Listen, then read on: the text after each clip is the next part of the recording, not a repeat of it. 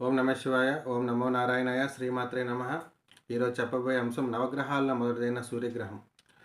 వ్యక్తిగత జాతకంలోని కారకత్వాలతో పాటు ఈ సూర్యగ్రహం ఉద్యోగానికి, పితృతత్వానికి, పేరు ప్రతిష్టలకి, సహజ ఆరోగ్యానికి ప్రతీకగా ఉంటుంది.